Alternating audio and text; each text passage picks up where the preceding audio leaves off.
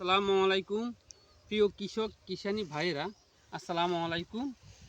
আমাদের লক্ষ্মীপুর জেলার রামগতি উপজেলা পৌরসভা 1 নম্বর ব্লকে আমরা দেশীয় জাতের যে সোয়াবিনগুলো চাষ করেছি, বৃষ্টির পরে এই জমিনে গোয়া পচা দেখেন কি অবস্থা হয়েছে সোয়াবিনের।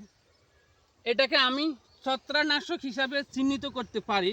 তবে আরও যদি আপনারা রিসার্চ করে কারোর যদি জানা থাকে কি রোগ, সেটা কমেন্টে অবশ্যই জানিয়ে দিবেন আমাদের কৃষক এবং কিষানির স্বার্থে।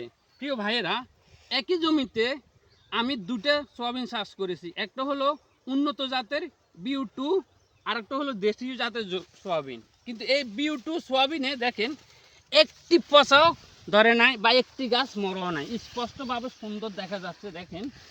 কিন্তু আমাদের এই দেশীয় জাতের সোয়াবিনগুলোতে এই সমস্যা, কিন্তু এই BU2 জাতের কোনো সমস্যা নাই। দেখেন আলহামদুলিল্লাহ কি পরিমাণ সবা দেখেন।